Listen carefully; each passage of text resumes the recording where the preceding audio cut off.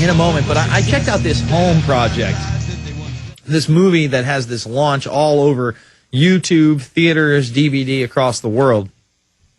And, of course, they want you to sign up for something. But it's only been on there for 8 hours. It's got almost 1 million views, 881,596. Let me just read to you what the Home Project says. We are living in exceptional times. Scientists tell us that we have 10 years to change the way we live, to avert the depletion of natural resources and the catastrophic evolution of the Earth's climate.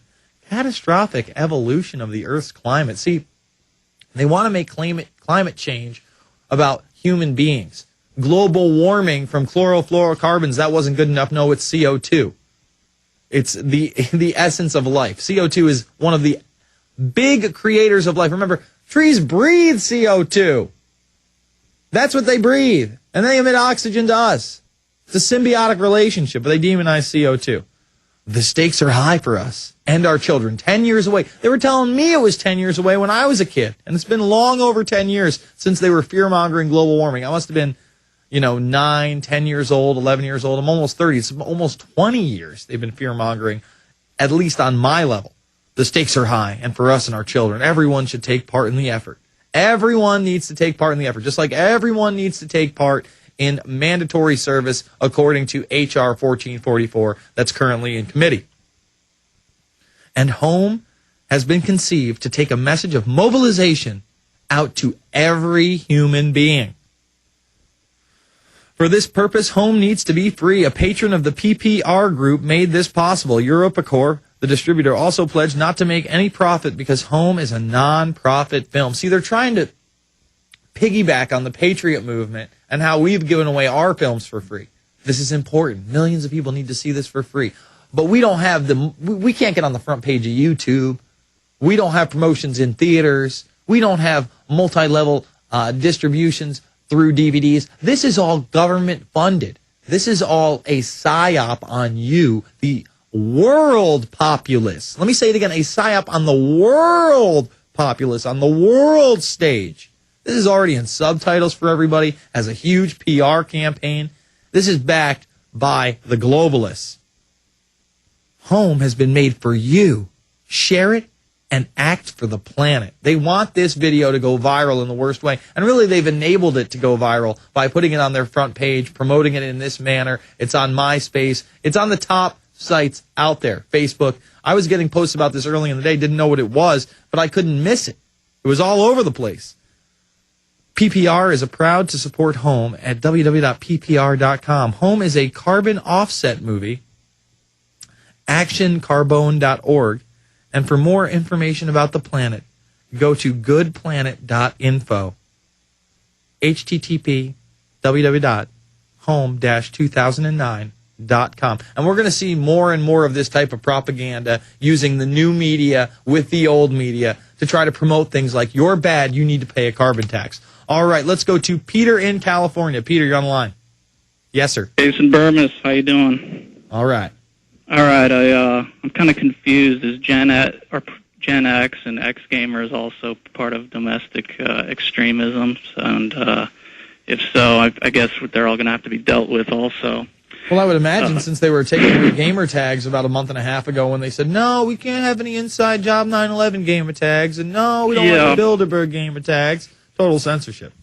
Yeah, it's pretty insane. Anyway, I have a inside information. I know a close friend of mine in the Navy. I don't want to say what he does, but he does more than swab the deck. And by the way, I did mail him a copy of Obama Deception, and he's been passing it out to some of his shipmates. And so there is a movement, within the military. And anyway, he said his ship in January is going to go to a classified destination, but he did elaborate a little bit in saying it's a place that he's been before, kind of letting me kind of put the pieces together, and it's going to be full of Marines. It's going to be a big Marine transport operation, and it's going to, what I'm surmising is going to be the Persian Gulf. Don't know what the deal's going to be, but look for that in January. So you're telling this whole olive branch thing. So you're telling me there's going to be another military invasion somewhere in the Middle East around January, And you would guess that there has to be some kind of an event to allow that to happen. That could be the case. I mean, you got the whole swine flu deal, and then in January, hey, let's just move some ships over there. Why not? How big is this deployment, according to your friend? It's a fairly large ship. So if it's going to be full of Marines, it's going to be a large contingent of Marines. It's the ship that's smaller, just smaller than a carrier. Okay. You got anything else for me? No, this is coming from a similar intelligence source that was in the Army, and he told me right before Operation Iraqi Fiasco, before it was even mainstream media, he said, if you don't hear from me next week, we're going in. And this was, about a month before. Mm-hmm. You remember the old sheriff saying he's got 48 hours to get out of town. No, they were already postured months. They were months in advance ready to go in. Well, it's the same thing. It's just like, all right, right before we went into Afghanistan, we mounted troops on the border. We gave them $40 million in farmers' aid the summer beforehand and said, hey, we can come in here and give you a carpet full of gold, or we can destroy you with a carpet full of bombs. That's a Colin Powell quote. So, yeah, the military does usually know firsthand, beforehand, when we're getting ready for an act of aggression, especially in the Middle East. I thank you for the call, Peter. Tyler in Massachusetts, what's on your mind? Jason? Yes, sir. Oh, hey, I want to talk about the economy for a little bit. Okay. I was on Yahoo News this morning, and one of the headlines is, U.S. loses just 345,000 jobs in May, raising hopes. And you go on to read the article. It says underemployment rate is 16%. So if you combine that with the unemployment rate, it's 25%. So it's 1 out of 4 Americans.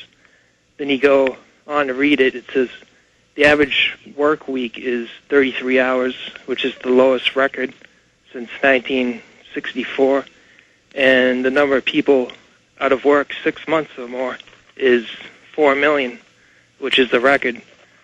So, I mean, the economy... Well, we were laughed at in this office. Oh, no, the economy's doing great. Oh, no, we still have cars in this country. No, we're going to expand, and we're only going to get better, and this is really a Bush problem. We said, no, they're gutting this country. They're destroying the economy by design. This is going to supersede administrations just like their war policy is, and it's only going to get worse. You are going to see more Walmarts. You are going to see more Walmart jobs. You're going to see mobile vaccination centers. You are going to see FEMA camps. And it is just disgusting to me. People out there, if you don't have a skill, if you're not in a niche market, get ready to take it in the rear. I hate to put it that way, but that's what's going down. You've already lost your house. We had a woman call in from California saying in the last 6 to 12 months, the amount of welfare cases at social services has quadrupled. People coming in shock that they even have to go and get food stamps or WIC or welfare checks or Medicaid. Hey, this is a reality, and it's going to be a reality for more and more people as they gut this country and the dollar to bring in their North American Union and their next currency, which I believe will be some type of Amero, no matter what they call it. Oh, absolutely, and the amount of the work out there is just phony service sector jobs. It's not high-paying industrial jobs. Those are all gone overseas, and that's the end game, I guess. There's no work. No, everything gets exported. We bring Walmart in, and now you'll have slave camps, just like in Walmart, the high cost of low prices. A whole family can live in a dormitory-like environment, and you can pay to be in servitude with your one-child policies. It's the new freedom. I thank you for the call.